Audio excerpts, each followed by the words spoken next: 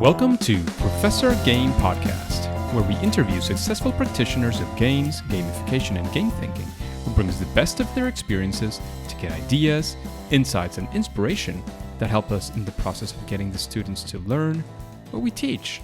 And I'm Rob Alvarez. I teach and work at IE Business School in Madrid, where we create interactive and engaging learning materials. Want to know more? Go to professorgame.com/subscribe, start on our email list, and ask me anything. So engagers, we are back. We are once again with an awesome guest. Today we have Scott. But before we get started, Scott, are you prepared to engage? I think so. I hope so. Let's do this, because after spending 10 years in strategy in the wireless and tablet groups for Intel, Scott was bitten viciously by the board gaming bug and left to pursue his passion. And 5 years prior, he joins with North Star Games to start up a new studio focused on making great digital board games. Yes, digital board games, you heard that right. Scott now runs the development team and is the product manager for North Star Digital Studios. He has the Evolution board game, was the studio's first release, and Evolution Education Edition now joins as a digital board game targeting the education and learning space. So are we missing anything from this, Scott? No, I think that's it. I mean, the game is not even out yet. It comes out in 2 days here on April 22nd.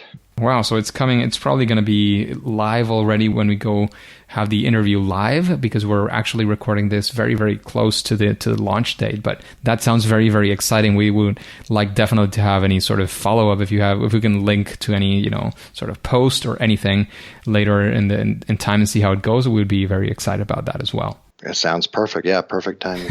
No, I mean, I think you got the backstory right. It's been a heck of a 5 years since we started the studio. We've had our ups and downs. It's been a fun ride, though. I'm really happy that I did it. It's been a kind of a typical startup story where we've had like moments to celebrate and moments of a lot of frustration, and it's been quite the journey. But we're pretty happy and proud of our products now that we have it out.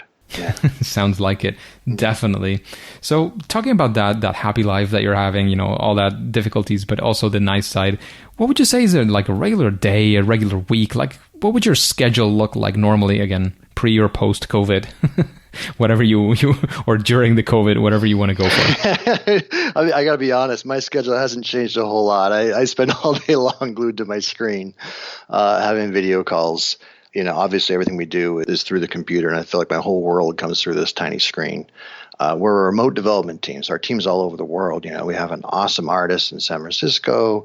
We've got developers here in the U.S. We've got developers in India, in Sweden, down in Brazil. So we're globally dispersed, which means we spend a lot of time just talking to each other. My role running the team is to make sure everybody's on track. We're all working towards the right goals. We're prioritizing the things that matter the most to the customers, they're going to value, and that we end up with a great working product at the end of the day.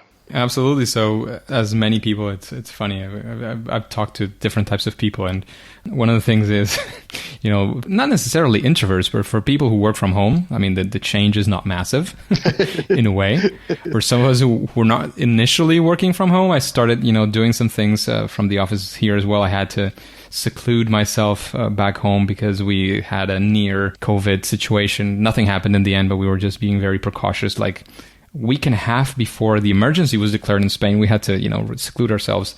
Well, we decided to seclude ourselves at home because it was risky maybe for other people if we were, contagious. We weren't in the end, but we went back to work Monday, Tuesday, and Tuesday night they declared the emergency and everybody has to go work from home. So we had like a sort of a scaffolding of what working from home looked like. We might have been a bit lucky in that sense to have sort of an idea of how that looked like and realize that we needed more food at home. There's one fortunate side effect we've been so busy getting this education version ready that I haven't had time to notice that there's, that the global pandemic going on and get my head too wrapped around it, for better or for worse. Sometimes it's nice to stay focused at times like these and have just work, feel fortunate to be able to do it this way and have work to do to keep the mind off of some of these other things going on. Absolutely. And just, being careful and those things should be good enough to keep you safe, which is one of the definitely the main focuses here. Yeah. And moving on from COVID, I know these days and these times it's difficult to avoid it as a topic. But besides from that, we would like to definitely get into the meat of the episode and ask you about a time, one of those times, difficult times, when you were developing, again, whether it's the Evolution board game or Education Edition or anything prior to that as well, or after that, of a time when, things didn't go right. You were trying to do something, it didn't go right. Maybe it was in the middle of a project as well. Because we want to be there. We want to live that story with you. We want to, grab all the learning that we can from that situation. And of course, in the best of senses, profit from that with your experience. So to give you guys some insight into kind of who we are, I mean, our roots and our culture is a board game studio. Our culture as a board game studio is really to do only a few games. We do like one game every couple of years, and we put everything into that game, and we polish the heck out of it. We put awesome art into it, and we refine it, and we go play test it with hundreds of people and come back and refine it. It's a very long, painful development process. And we really replicated that process, I'd say, in this digital world in terms of we had a really high goal of taking what's a rather complicated strategy board game, to be honest, and trying to make it as accessible and straightforward and just playable just, from the UI cues alone as possible. And to be honest, it was I don't think I appreciated at all how ambitious that goal was. When we started out on this journey 5 years ago, to try to make a board game into what most people would kind of consider more of a video game. You can just learn it while you play. You're just playing along, and it's got all the features that kind of take you where you want to go. We put a lot of things that were first for board games into this product, an online matchmaker and a whole campaign you go through where you kind of grow in your skill and learn the game as you go, things like that. And, we're really proud of it now, but man, it took a long time. And I do wonder if I went back in time, if I would make the same decision now about, knowing how long it was going to take, if maybe we'd cut some features and some things out to try to go a little bit faster. What would you say, like, from that? Of course, hindsight might be 2020. Some people in the entrepreneurship world say, ignorance is bliss especially when you're starting, not knowing how hard it might be. It could be one of the things that keeps you actually going. But of course, beside like sort of those maybe obvious things, if you had to approach the same project right now and without that escape route of just not doing it, would you like do something different? What would you say is like a key lesson that you took from this whole thing, or something you would say to your past self in that sense? I think the most important thing is make sure you're focused on what matters and makes the experience for your customers. I think knowing what I know now, going back, I would be very tempted to cut some things out. We were very fortunate, with our board game background and the kind of position we're at, and we could focus completely on the customer experience and making sure, hey, if somebody doesn't like it, let's change it. Let's make it better. I mean, for example, like one of the core elements in our game, you have this species.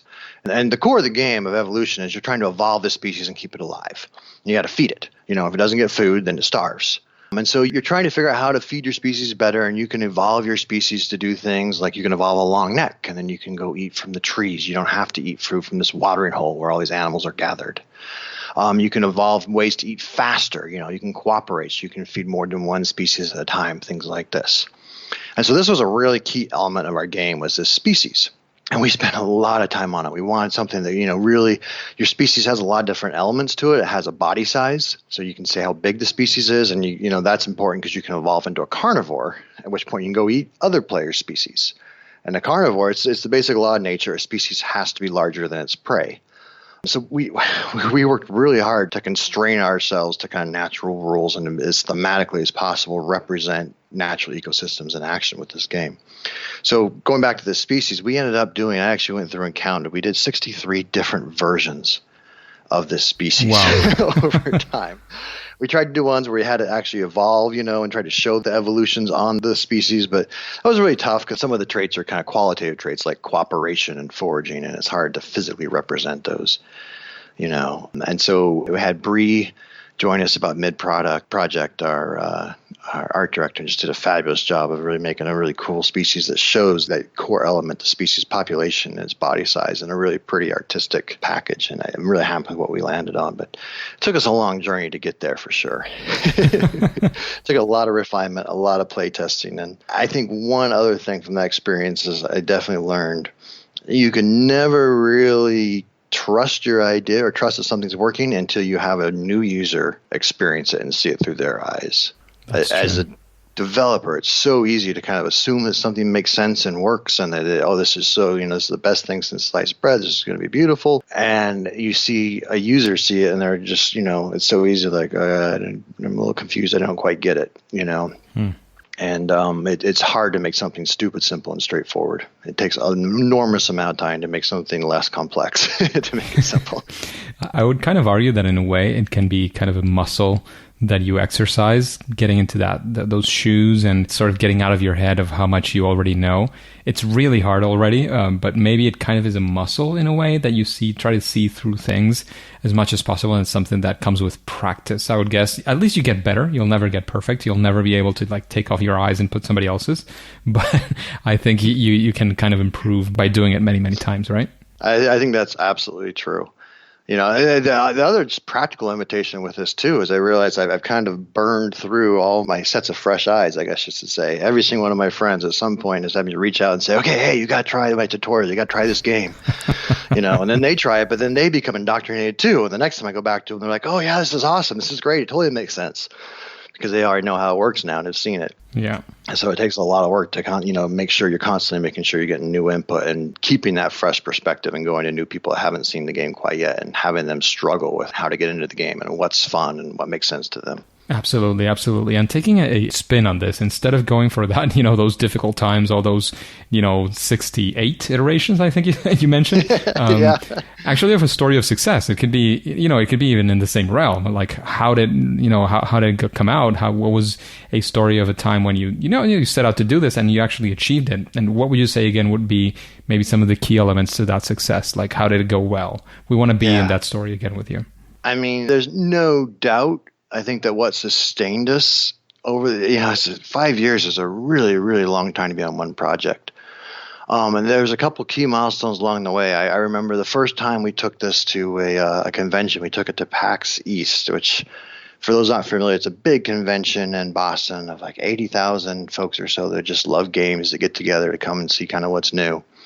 And we're there with our, digital board game sitting next to Halo and Call of Duty and these huge video game companies, right? These elaborate displays, and they got rock bands on stage performing and stuff. And we've got our little tiny booth, like, hey, come check out this board game, But I was actually floored by the response that we got. How many people are like, wow, this is really cool. This is unique. There's nothing else here like this. Everything else is like race cars and, fantasy and that kind of thing. Like, this actually represents like a real system in nature, and people were stoked. And that was so inspiring. That's actually one of the things that inspired us to really try to up the quality level and make it as accessible of a game as possible, was just seeing how many people are like, yeah, you know what? I'd like something a little more interesting. I'd like something with an educational bent to it that provokes my mind a little bit more than just kind of mindless, games that are out there. And so that felt really good to see fans for the first time playing the game, reacting to it, giving us feedback. And then we followed that up shortly afterwards with the Kickstarter. And that Kickstarter just took off. It was great. It's when, we had just a ton of people flood into the game and come give us their support. And having that community behind it, and, from that time forward, we've been having them playing the betas and, interacting with the development of the game. That's been fantastic to just hear people playing it, hear their responses and feedback, and then also have them help guide the decisions of, hey, what matters to you guys? What's the important next feature we should put in here? And hear that back from them. I think I have my own idea of what could be one of the sort of the key lessons or the key things that you might attribute that success to. But I want to hear it from you. Like, what do you think was something or things that you would say? Well, I think we made a great job at this, or these are the things that we did to get there. What would you maybe attribute part of that to? Of course, besides your natural talent and all those all those very important things as well. I think there's two things about the game that really stand out. Number one is just the art. It's just got a really unique art style, like a watercolor art style of all these animals that they're not quite real, but maybe in an alternative reality, if evolution would have gone a different direction, maybe they could be real. And they're very eye-catching and just unique, and I think that gets people's attention, and they love that.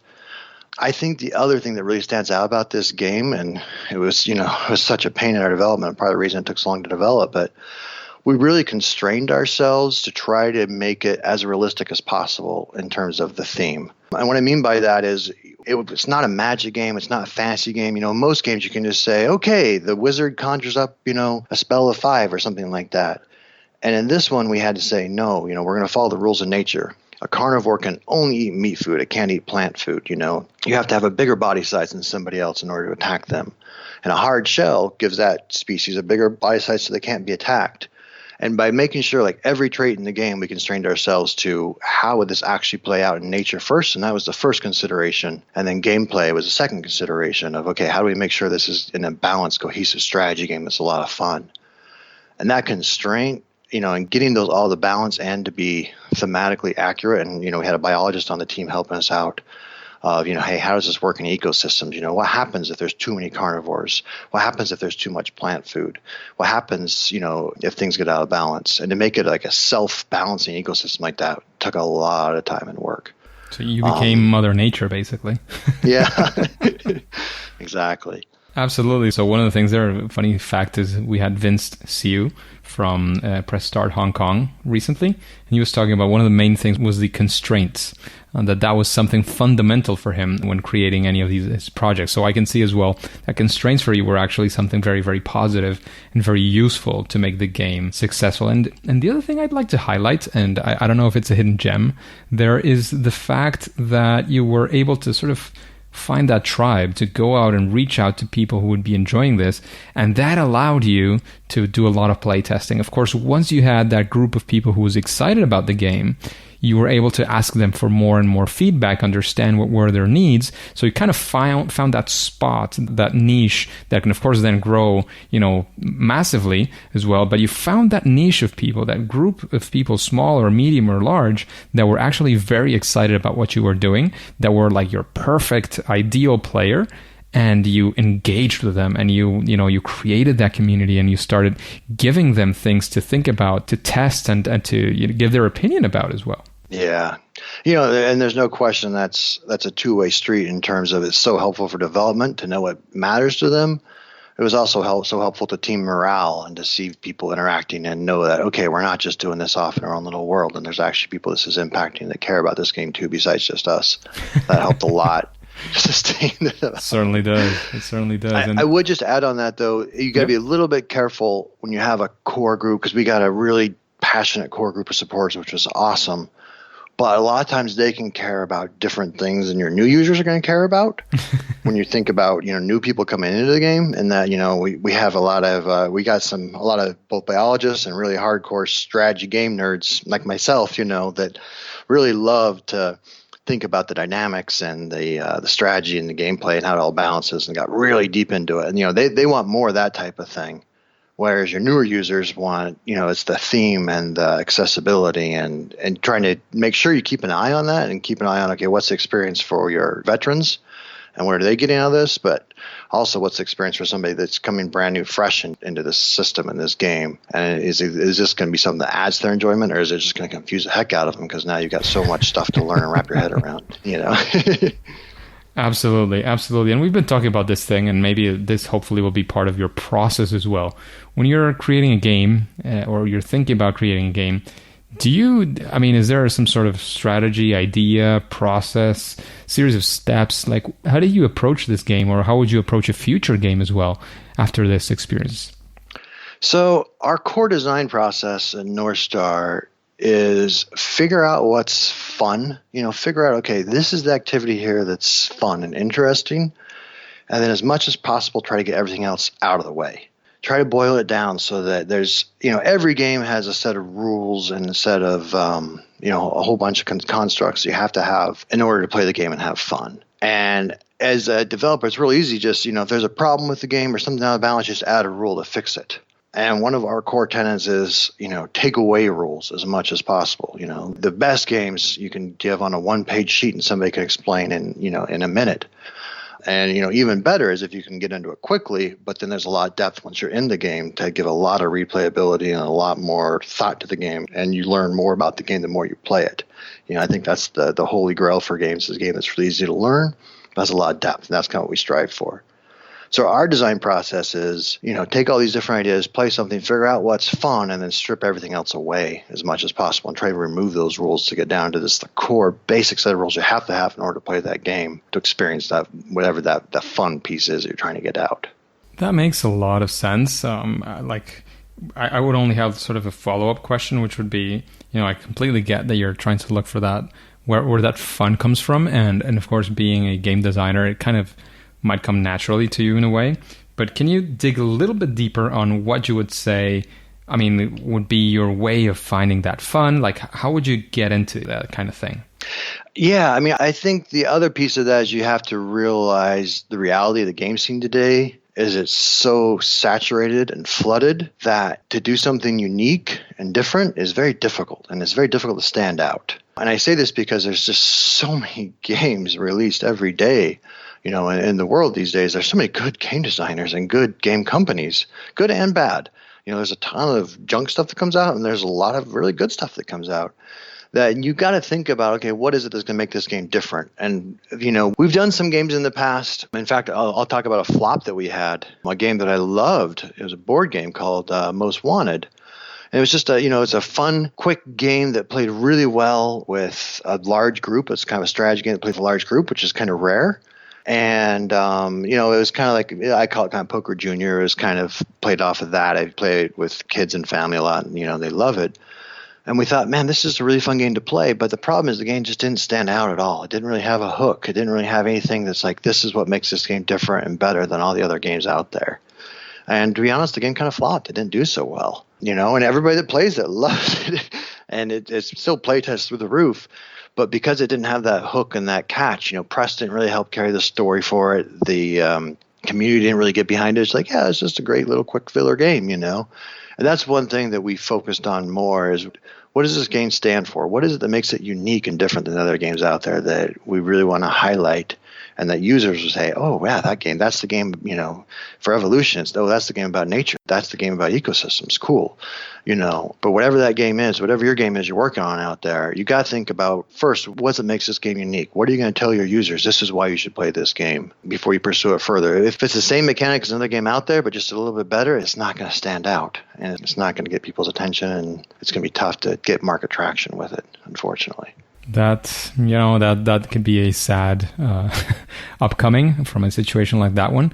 The good thing is that people that have seen your game and are playing your game are probably enjoying it as well. But of course, you do have to think, especially if you're sort of trying to sell it into an open market, that is definitely the whole standing out and why people would actually choose your game over another one. And even if you have sort of a client who you're doing this for, why would the users use the game instead of looking at their phones or doing whatever else that they're doing? That reason why they would get into this is always very important to consider. Oh, there's nothing more painful than putting your heart and soul and passion into a game and then not seeing it get embraced, and not seeing it go somewhere. And it's happened to us. That's definitely happened to us in some of our games, and it's something that we're like, all right, well, what happened there, and what can we do to make sure that our games do resonate with folks and do make a difference? And we spent more time now on getting to know the customers and the user research end of things to make sure that it resonates with folks, before we take the time to go deep on the art and the game mechanics and all that. You got to start and work on that pitch up front. Yeah. Absolutely. Absolutely. Just a quick break before we continue. Are you enjoying this podcast? If you're listening through a podcasting app, please subscribe and rate us on the app. This will be of great help to reach more engagers so we can change the world together through gamification. And Scott, what would you say, with your experience again with the successes, with the flops as well, what would you say is maybe a sort of a best practice? Something that, when creating your game, that would be something that you would always try to focus on or that you think would always improve your game? Is there something that you would say, again, that could be from a game mechanic to a way of thinking to one of the steps of your process? Like, what would you say could be maybe one of those elements? Oh, man. That's such a good question. I would love to say there's a magic bullet where it's like, hey, if you do this and follow this process, you're going to have a successful game. Or at least better. Yeah. This industry, And, in making a game, there's there's a little bit of a luck and magic in there, where certain games just resonate with folks. Even, some games that you'd never expect to really click and take off. For example, like Animal Crossing right now on the Nintendo Switch is, obviously blowing up. And looking at the theme of that game, like, oh, you can be an animal and go just do everyday activities. It doesn't really sound that enthralling, right? But they did a fabulous job with it, and it clicks with the community and takes off. Has a great platform. Yeah, a great platform. And everybody's home looking for something to do too. Doesn't hurt right now. In terms of what you can do to make your game better, I definitely play it with new users. This is something it's hard to do, because you have your playtest group that you play games with, and you go back to your friends and the people who played it before because they know the game. They can quickly do it. They're going to give you lots of positive feedback about how great your game is, and they're going to tell you how to make it better for them and how to change it. And what's hard is to take it to somebody and have them open it up, that it's a physical game or a video game, have them do that fresh install and just sit there and watch them. And they're going to get stuck and they're not going to know what to do, and they're going to ask you. And you got to just be like, I'm sorry, I can't help you. I got to watch. And then they're going to sit there and they're going to be stuck on one of the rules. They're going to play it wrong, and you're going to be frustrated. And what 95% of developers do is they just correct them, and they jump in and they show them how to do it and move forward. And it's hard to let people wrestle with your game. Nobody wants to learn a new game. It's never a fun process. And so as a developer, to do that, well, I'm going to say asynchronously, you have to build that into the experience up front. You have to anticipate every possible question and way somebody can get this thing wrong and build that in. Our tutorial on evolution, we're now on version 6 of it. I think I've done over 400 blind run-throughs of watching people go through it and watching them play and where they get stuck and where they can get things wrong and where they, even after they get done with it, when they go into the main game and where they can play it wrong.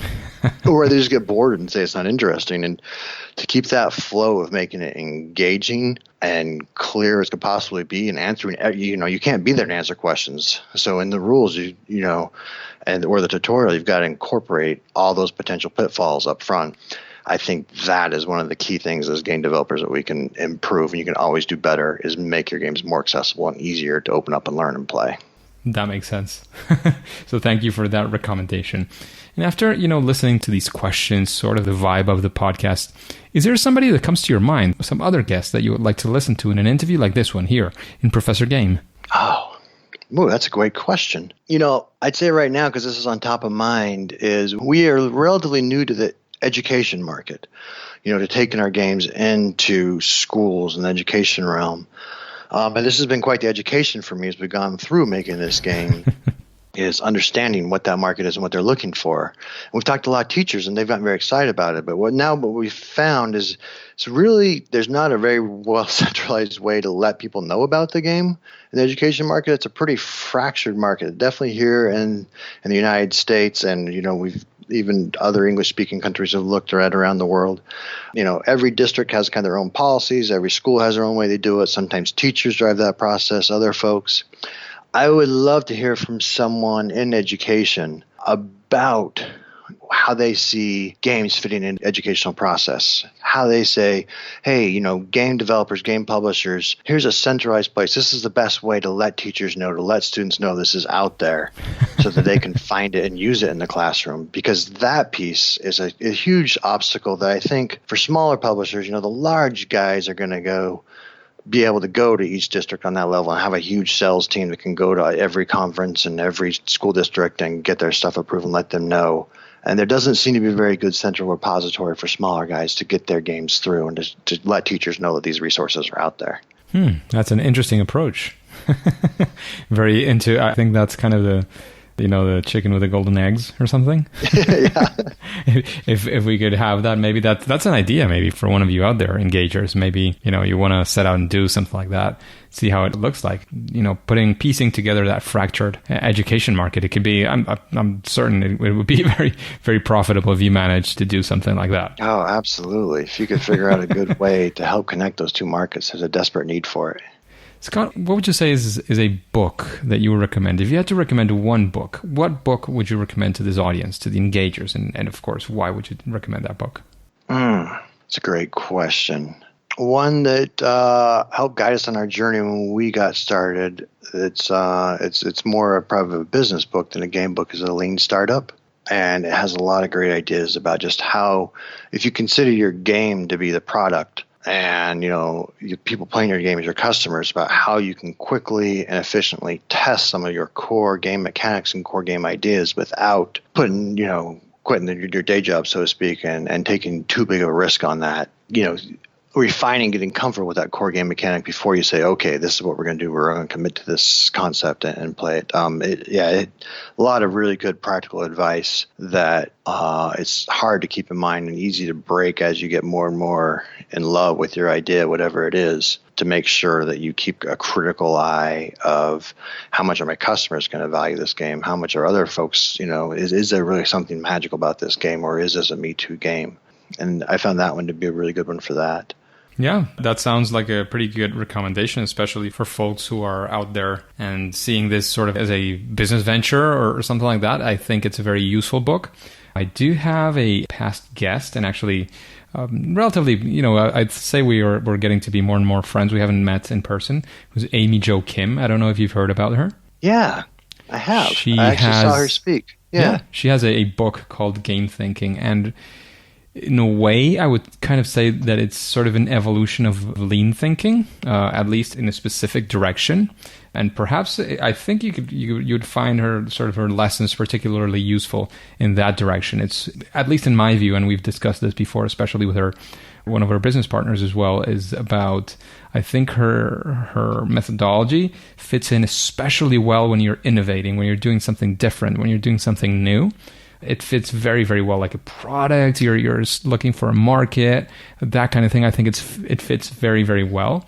And I think, in my view at least, and humbly, I'd say it could kind of be an evolution of that lean startup sort of view of the world.